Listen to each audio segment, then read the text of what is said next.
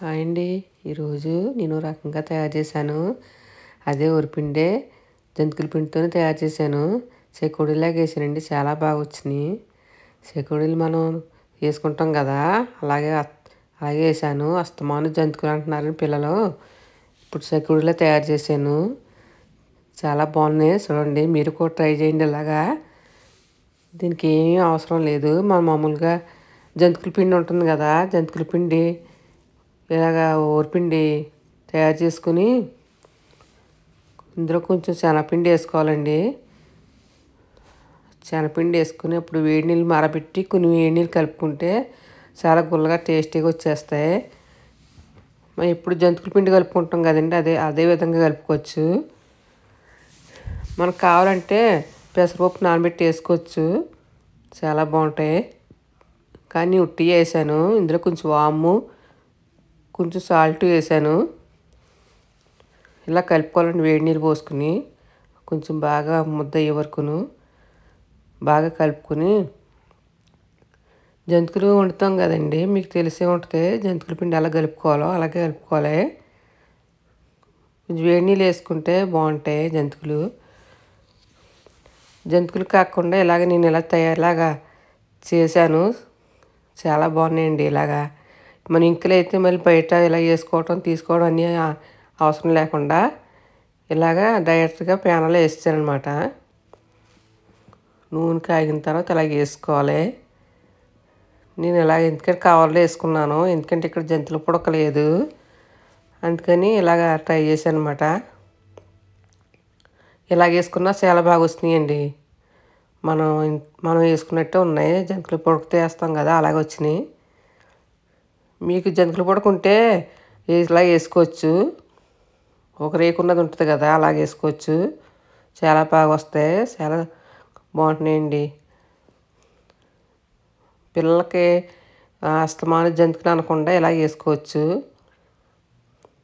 జంతికల పిండి ఇలాగ మోడల్ మార్చుకుంటే పిల్లలు ఇష్టంగా తింటారు. ఇలా తయారు చేశాను, చాలా బాగా వచ్చినాయి.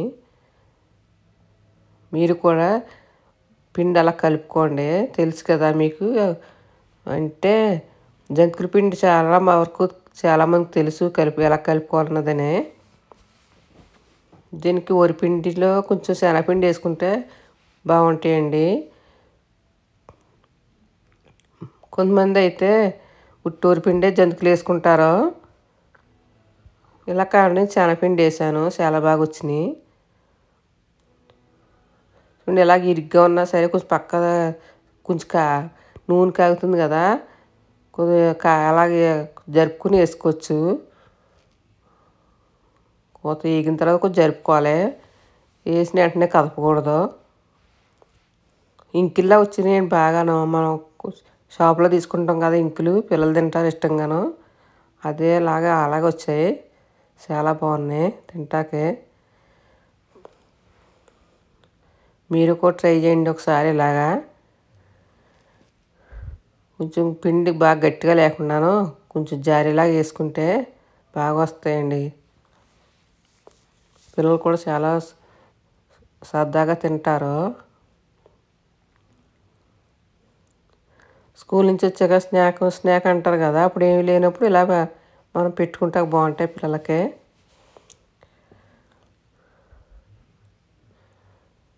ఇంట్లో తయారు చేసుకున్నది కదా, చాలా బాగుంటాయండి.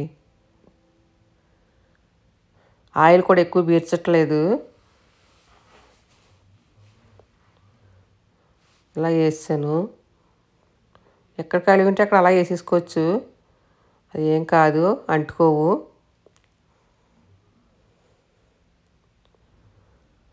ఈజీగా అయిపోద్దండి. అంత పిండి ఉన్నా 2-3 సార్లు వేసుకుంటే అయిపోయేలాగా అయిపోతున్నాయి. చాలా ఈజీగా అయిపోతుంది పని. మనకు వరిపిండి లేకపోతే మిక్సీలో ఆడేసుకొని కలిపేసుకోవచ్చు.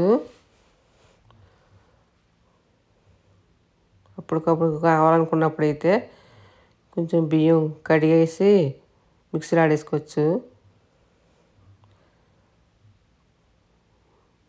చాలా బాగా వచ్చినాయండి. టేస్టీగా ఉన్నాయి, తింటాక చాలా బాగున్నాయి. చాలా గుల్లగా ఉన్నాయి, గట్టిగా కూడా లేవండి.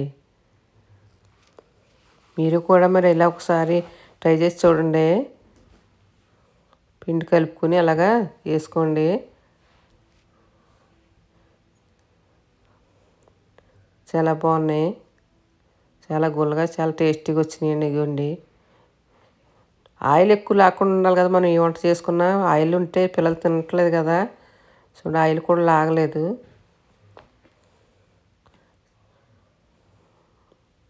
చాలా చాలా బాగున్నాయి. అదిగోండి, చాలా గుల్లగా వచ్చినాయి. మీరు ఒకసారి వండి చూడండి. వండి చూసి నాకు ఒకసారి లైక్ చేయండి, మర్చిపోకండి. సరేనా? బాయ్.